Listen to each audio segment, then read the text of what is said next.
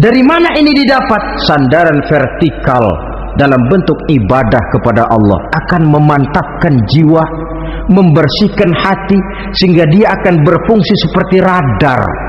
Sandaran vertikalnya cuma kepada Allah. Inilah dampak positifnya. Karena itu tentu saja kita berharap sekurang-kurangnya pemuda-pemudi yang hadir pada kesempatan ini menjadilah pemuda-pemudi yang tekun beribadah kepada Allah. Amin. Amin. Nah, baiklah ya, itu tadi yang kedua. Kita lanjutkan sekarang yang ketiga, orang yang akan langsung mendapat perlindungan dari Allah. Kata Nabi, rajulun qalbuhu mu'allakun bil masjidi. Seseorang yang hatinya selalu terpaut kepada masjid. Apa arti terpaut kepada masjid ini? Apa orang yang gak pernah keluar-keluar dari masjid? Tentu saja bukan. Apa gunanya di dalam masjid terus kalau kerjanya cuma tidur doang? Maksud terpaut kepada masjid ini, hatinya selalu berpikir bagaimana memakmurkan masjid. Jasadnya boleh saja ada di kantor, boleh saja ada di pasar, boleh ada di sawah, boleh ada di ladang, tetapi hasil daripada usahanya dia lalu berpikir bagaimana memakmurkan masjid. Sebab apa? Masjid merupakan center of activity, pusat daripada kegiatan umat. Kalau kita lihat fungsi masjid di zaman Rasul, di masjid beliau berdakwah, di masjid beliau mengatur negara, di masjid beliau mengadakan perundingan, di masjid beliau bermusyawarah dengan para sahabat. Pusat daripada kegiatan umat. Dan memakmurkan masjid ini dasarnya tidak lain karena iman kepada Allah. Prinsipnya bagaimana kita menghidupkan masjid dan bukan mencari hidup di masjid. Kalau sudah prinsipnya dibalik, bukan menghidupkan masjid tetapi mencari hidup di masjid, saya khawatir masjid akan ambruk. Nyatanya kadang-kadang masjid kita ini fungsinya belum maksimal. Kadang-kadang ada kok masjid yang bukanya cuma seminggu sekali. Jumat pagi jam 9 masjid buka, Jumat jam 2 tutup, buka-buka lagi Jumat depan. Seminggu sekali. Kelemahan lainnya manajemen masjid. Terus terang sajalah kita bicara. Kadang-kadang pengelolaannya ketua masjid bapaknya, khotib mantunya, sekretaris ponakannya, imam Bilal cucunya. Gak ada orang lainnya. Ya kalau bagus kepengurusannya tidak apalah. Tapi kadang-kadang kelemahannya ialah bagaimana menciptakan manajemen masjid yang baik sehingga masjid bisa berfungsi sebagaimana fungsinya di zaman Rasulullah sallallahu alaihi wasallam. Apalagi belakangan ini ada kecenderungan yang membuat kita optimis, gembira. Remaja, pemuda, pemudi mulai gemar datang ke masjid, berkumpul membentuk remaja masjid, remaja musola, mengadakan kegiatan majelis taklim yang mingguan, yang bulanan, aksi sosial yang semuanya bermuara dari kehidupan masjid. Sesuatu yang menggembirakan. Dan sudah sepatutnya para pengelola masjid membuka pintu untuk bisa mengatur masjid menurut manajemen yang diharapkan oleh umat. Karena bagaimanapun di masjid dua jalur komunikasi, bahasa kerennya two-way traffic communication, itu bisa kita laksanakan, yaitu hablum minallah wa hablum minan nas. Berhubungan kepada Allah dan berhubungan kepada sesama manusia bisa terlaksana di masjid. Berhubungan dengan Allah jelas saja lewat sholat misalnya. Berhubungan dengan sesama manusia jelas saja lewat musyawarah, lewat majelis taklim, lewat kegiatan-kegiatan yang mensyiarkan agama. Dan begitu selanjutnya. Saudara hadirin yang saya hormati, memakmurkan masjid sebagai rumah Allah. Sebab dalam hadis kursi Allah katakan, inna buyuti fil ardi al masajid wa inna zuwari fiha ummaruha. Rumahku di permukaan bumi adalah masjid-masjid, kata Allah. Dan orang-orang yang memakmurkan masjid, orang yang datang ke masjid adalah tetamuku. Kalau Allah memerintahkan kita menghormati tamu, tentu Allah lebih tahu bagaimana menghormati tamunya sendiri. Allah mengajarkan kita, hormatilah tamumu. Sekarang kita yang menjadi tamunya Allah dengan datang ke masjid, dengan memakmurkan masjid. Allah lebih tahu menghormati tamunya. Ini yang ketiga. Yang keempat, hadirin, orang yang langsung mendapat perlindungan dari Allah itu rajulani tahabba fillahi ijtama'a alaihi wa tafarraqa alaihi. Dua orang yang menjalin persaudaraan, yang bertemu dan berpisah karena Allah, bersaudara karena Allah, bukan karena orang punya pangkat tinggi lalu kita temani, bukan karena orang kaya lalu kita dekati, tetapi karena Allah. Kau di jalan Allah, mari kau saudara saya. Kau keluar dari jalan Allah, maaf sajalah, bawalah dirimu sendiri, saya akan membawa diri saya. Lebih baik sendiri daripada berteman jahat. Berdua memang lebih baik daripada sendiri, tapi sendiri lebih baik daripada berteman jahat. Maksudnya apa ini? Sederhana dalam benci, sederhana dalam cinta. Ukurannya Allah. Al-Quran mengisyaratkan wa asa an tuhibbu syai'an wa huwa syarrul lakum wa asa an takrahu syai'an wa huwa khairul lakum. Sangat boleh jadi, kata Allah, kamu menyenangi sesuatu padahal akibatnya tidak baik bagi kamu, dan sangat boleh jadi kamu membenci sesuatu padahal akibatnya baik bagi kamu. Nah, mari kita lihat. Kalau orang bersaudara cuma karena temannya itu punya pangkat tinggi, saya yakin kalau temannya pensiun, persaudaraannya akan selesai sampai di situ. Kalau kita mencari teman cuma karena dia kaya, satu saat dia jatuh bangkrut, jatuh miskin, persaudaraan akan selesai sampai di situ. Tapi kalau karena Allah yang bisa memisahkan kita apabila orang sudah keluar dari jalur yang diridhoi oleh Allah Subhanahu wa taala. Oleh karena itu, kepada semua hadirin, mari menjalin persaudaraan dalam bentuk ideal yang diajarkan oleh Islam, nilai persaudaraan yang diikat oleh akidah. Kalaupun harus benci, bencilah sederhana, tidak habis-habisan ngebenci orang. Kalaupun harus cinta, cintalah sederhana. Boleh jadi yang hari ini kita benci bukan main, besok kita senangi. Mungkin yang hari ini kita cintai mati-matian, besok sudah berubah menjadi yang kita benci. Sederhana saja, tidak usah berlebih-lebihan. Kalau nilai persaudaraan yang diajarkan ini bisa kita wujudkan, persaudaraan yang diikat dengan nilai akidah, maka dari persaudaraan semacam itu insya Allah kita bisa berbuat banyak untuk kepentingan diri, keluarga, masyarakat kita pada umumnya. Ini kelompok yang keempat. Orang kelima yang nanti langsung mendapat perlindungan Allah, rajulun da'athum ra'atun zatu mansibin wa jamalin ila nafsiha faqala inni akhafullaha rabbal alamin. Seorang laki-laki, kata Nabi, yang dipanggil oleh perempuan cantik. Laki-laki normal dipanggil oleh perempuan cantik. Untuk apa? Diajak melakukan perbuatan yang negatif. Tidak ada orang yang tahu. Tempatnya sepi. Apa yang terjadi? Orang ini berkata, inni akhafullaha rabbal alamin. Maaf saja, saya takut kepada Allah. Orang yang bermoral nanti di akhirat langsung dilindungi oleh Allah, tidak mudah jatuh oleh bujuk rayu, tidak mudah terpesona oleh wajah-wajah yang menggiurkan. Seperti dalam sejarah yang terkenal itu Nabi Yusuf alaihi salam. Kenal kan Nabi Yusuf? Nabi Yusuf itu bekerja di istana Kitfir.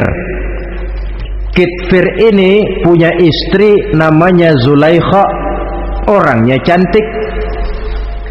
Diam-diam Zulaikha ini rupanya naksir sama Yusuf.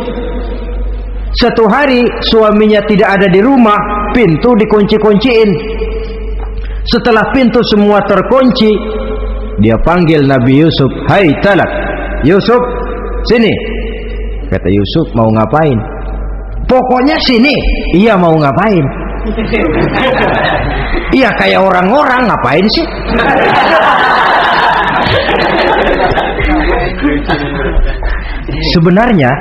Sebenarnya ini Zulaikha senang kepada Yusuf, Yusuf pun demikian.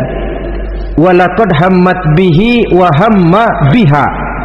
Zulaikha menyenangi Yusuf, Yusuf pun menyenangi Zulaikha. Tapi apa? Walaula an ra'a burhana rabbih. Andai kata Yusuf tidak melihat peringatan Tuhannya, letter S. Yusuf, ini bukan pekarangan ente, dilarang parkir di sini.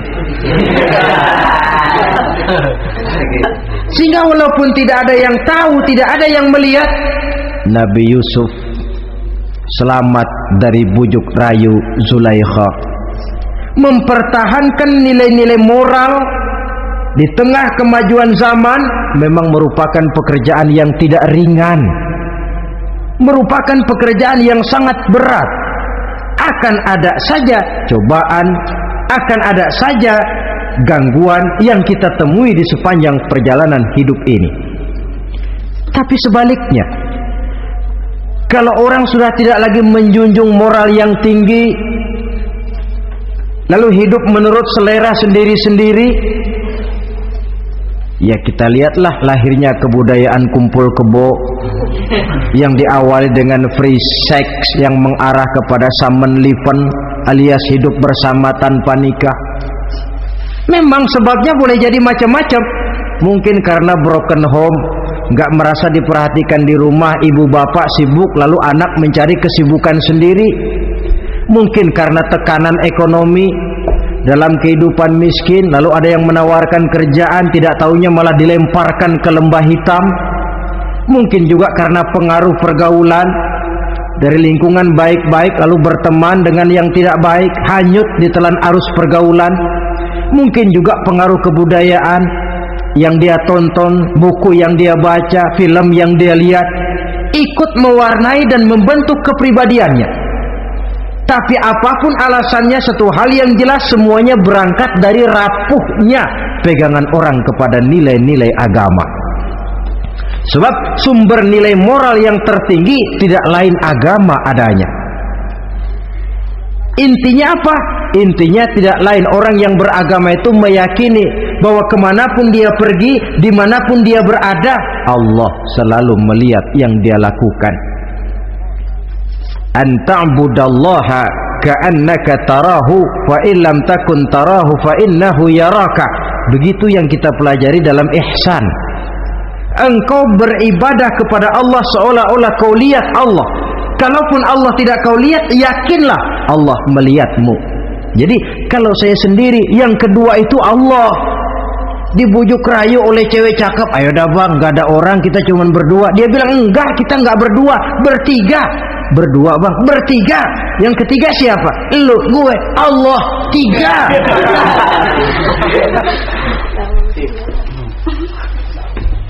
Di kantor mau korupsi, dia kasak kusuk, gerasak gerusuk, cari apa yang seharusnya menjadi hak orang lain. Tidak ada yang lihat, tapi dia tidak sendiri. Saya berdua. Yang kedua, Allah. Merasakan kehadiran Allah dekat dalam hidup. Nilai moral semacam ini menyelamatkan masyarakat.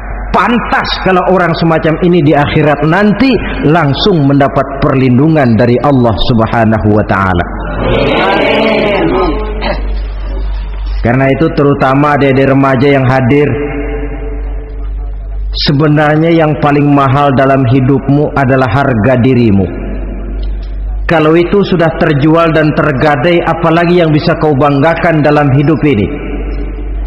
Titel yang berenteng barangkali, harta yang banyak, mobil yang serba berkilat barangkali, tidak akan banyak manfaatnya kalau sudah dimulai dengan kehancuran daripada harga diri.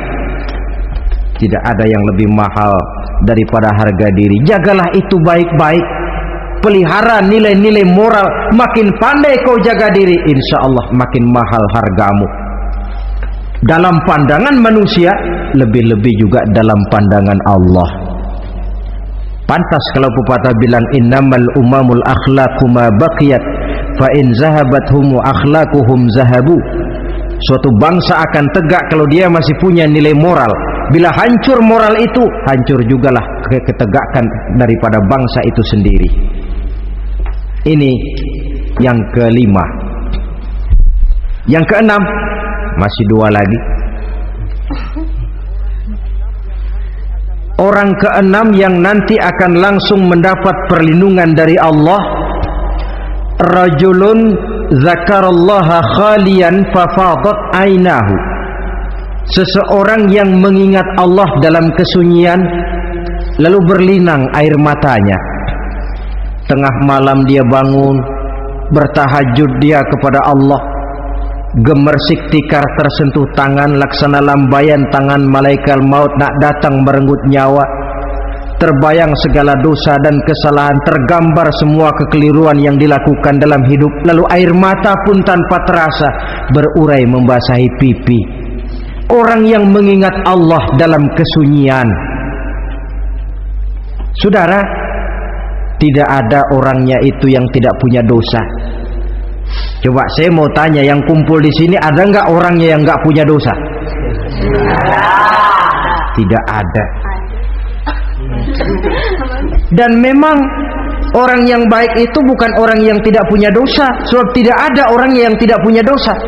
Orang yang baik adalah orang yang apabila dia melakukan dosa, dia segera sadar, dijadikannya itu sebagai pelajaran untuk tidak diulanginya lagi pada masa yang akan datang. Dengan kata lain, mengingat Allah dalam kesunyian itu artinya bertaubat. Ini kan anak muda sekarang ini kalau diajak bicara taubat, taubat mah urusan 70 ke atas, Pak. Kita ini masih lama.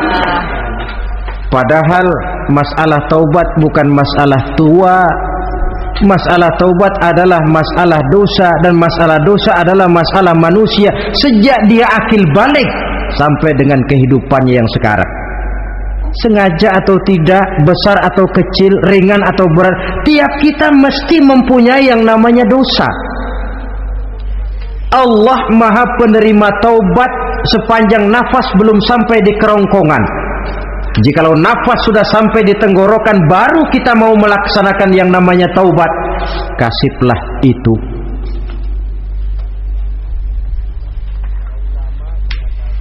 Para ulama mengatakan, la saghair ma'al istimrar wala kabair ma'al istighfar. Tidak ada dosa kecil kalau ditumpuk terus, dan tidak ada dosa besar kalau diikuti dengan istighfar, permohonan ampun kepada Allah. Jadi jangan menganggap ini dosa kecil, ini dosa kecil, ditumpuk-tumpuk lah jadi gede juga. Tidak ada dosa yang kecil kalau dikerjakan terus-menerus, dan tidak ada dosa yang besar kalau diiringi dengan istighfar. Dalam kehidupan ini, apabila dosa sudah bertumpuk, maksiat merajalela, munkarat menjadi jadi, Allah tidak akan segan-segan menurunkan azab. Azabnya itu bisa dalam bentuk bencana alam, banjir namanya, kebakaran merajalela namanya, gempa bumi namanya, bendungan pecah namanya, reaktor atom bocor namanya. Namanya boleh jadi macam-macam. Sebab apa? Al-Quran memberikan jaminan, wa ma kana Allahu liyu'adzibahum wa hum yastaghfirun. Allah tidak akan menurunkan azab selama di tengah masyarakat manusia masih banyak orang yang istighfar kepada Allah.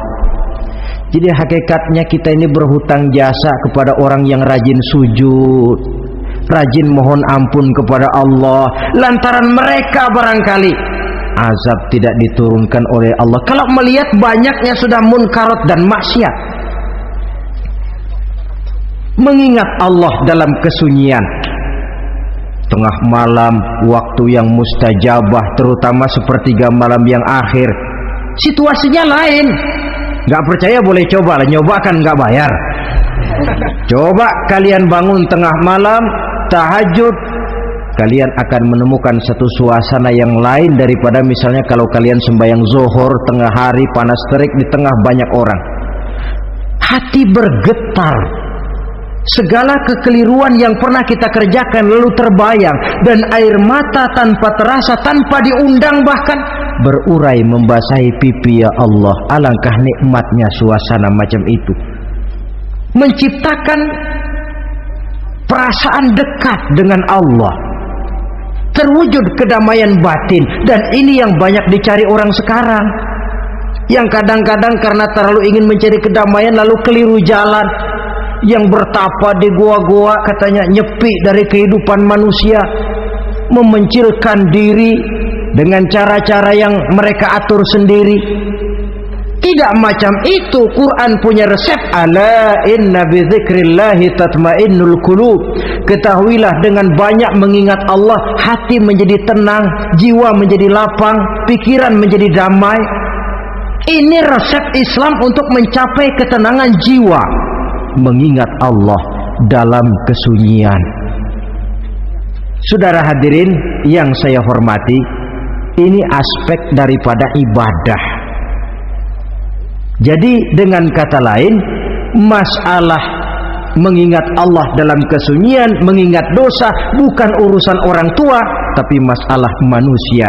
Siapapun adanya, sejak dia akil balik, mesti entah kecil besar, entah sedikit entah banyak, ada kesalahan yang dilakukannya.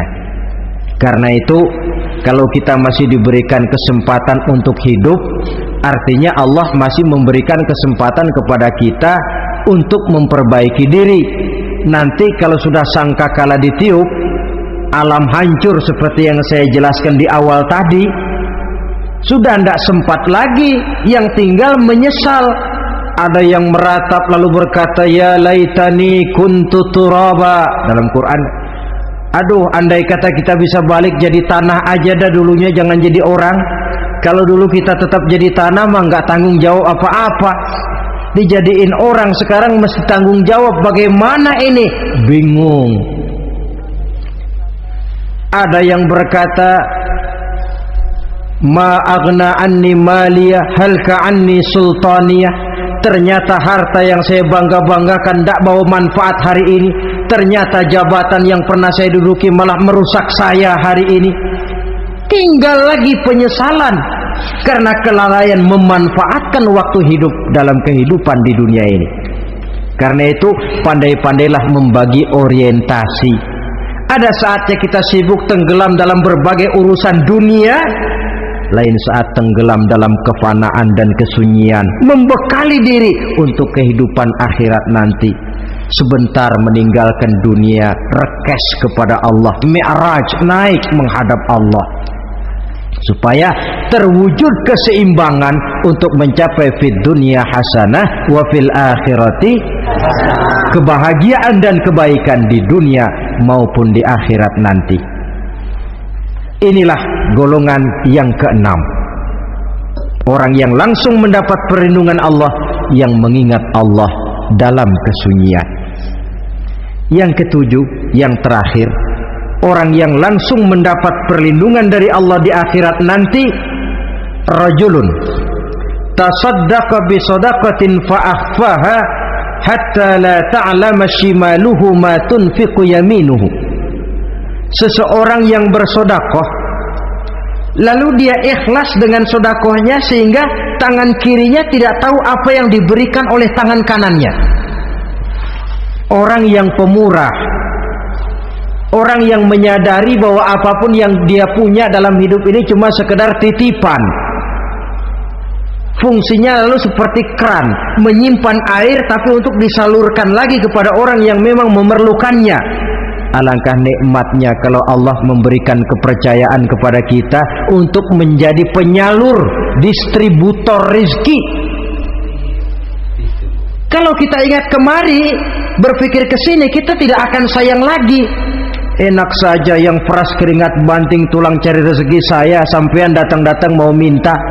Lah, mungkin rezeki dia tapi lewat tangan kita.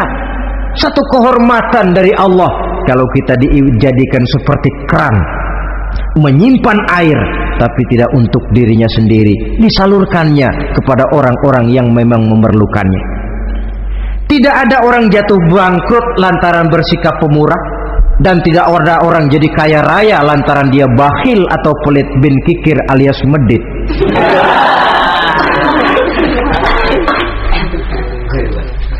Dalam kitab Riyadhus Shalihin kita baca tiap pagi ke alam ini turun 2 malaikat. Cuma kita nggak tahu. Dua-duanya berdoa. Yang sebelah kanan berdoa, yang sebelah kiri berdoa. Kata yang sebelah kanan doanya tiap pagi ini. Kata yang malaikat yang satu dia berdoa, Allahumma a'ti munfiqan khalafa. Ya Allah, kepada orang-orang yang suka infak, kepada orang-orang yang suka memberi, kepada orang-orang yang pemurah, gantilah mereka dengan yang lebih baik dari apa yang telah mereka berikan. Lalu malaikat yang satu berdoa, Allahumma a'ti mumsikan talafa.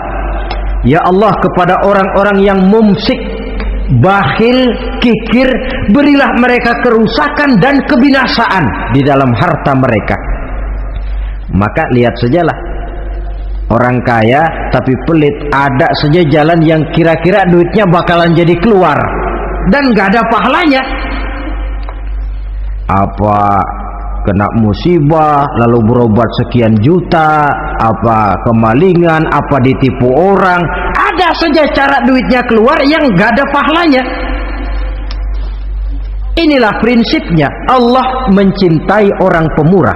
Dalam hadis kursi, uhibbu ahlas sakha wa hubbi lil faqiri syakhi asyad.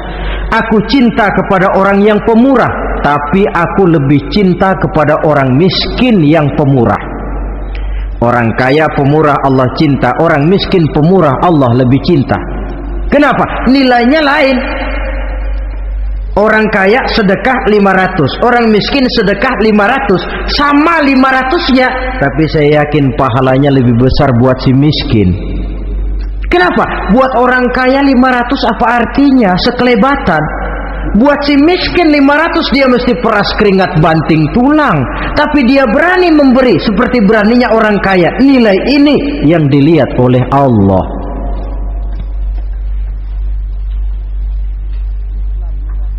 Islam mengakui hak milik pribadi, tapi harus berfungsi sosial. Di dalam harta yang kita miliki itu ada haknya masjid, ada haknya yatim, ada haknya madrasah. Dan Allah Subhanahu wa ta'ala bisa, saya katakan di awal tadi, merubah nikmat menjadi azab kalau kita tidak pandai mensyukurinya. Bersyukur kalau diberikan harta artinya mempergunakan harta itu sesuai dengan kehendak yang memberinya. Allah memberikan harta kepada kita. Apa yang Allah kehendaki? Supaya harta itu berfungsi sosial. Milik pribadi silahkan, tapi berfungsi sosial dalam kehidupan. Kita terus terang saja, umat Islam ini bukan tidak punya potensi, tapi tidak pandai menginventarisir potensi. Apa tidak ada orang Islam yang kaya? Banyak. Yang belum banyak yang mau berbuat atas nama dan untuk kepentingan agamanya. Kalau buat pribadinya berani bukan main. Itulah yang sering diungkapkan orang, pembangunan pesantren terlunta, ya, asrama yatim piatu tidak terurus. Ada orang membangun masjid, meletakkan batu pertama sekaligus jadi batu terakhir. Setelah itu la yamutu wa la yahya, mau dibilang hidup tidak kelihatan geraknya, mau dibilang mati pun tidak ketahuan kuburannya. Kurangnya kesadaran akan arti amanah dan titipan dari Allah. Lahirlah korun-korun abad 20. Kalian tahu sejarah korun? Saking kayanya korun, kunci gudang hartanya itu saja onta yang bawa. Itu baru kunci itu, onta yang bawa. Ketika orang tanya, anna laka hadza ya korun, hartamu begini banyak dari mana kau dapat korun? Ya saya usaha, tidak ada hubungannya sama Tuhan katanya. Apa yang terjadi? Lantaran kekurang ajarannya melupakan nikmat. Qarun dan seluruh harta bendanya ditenggelamkan Allah oleh gempa bumi. Makanya orang sekarang kalau dia macul ketemu harta, apa katanya? Gue dapat harta karun. Peninggalan si Qarun itu barangkali dahulunya. Saudara-saudara, oleh karena itu, kalau kita oleh Allah diberikan amanah berupa harta, pandailah bersyukur dan jadilah orang yang ikhlas dalam bersedekah. Nah, inilah pertemuan kita pada kali ini. Walaupun singkat, mudah-mudahan sekali lagi kita termasuk salah satu di antara 7 golongan yang di akhirat nanti langsung mendapat perlindungan dari Allah. Amin. Terima kasih banyak atas segala perhatian. Mohon maaf atas segala kekurangan. Usikum wa nafsi bitaqwallah. Wassalamualaikum warahmatullahi wabarakatuh. Waalaikumsalam.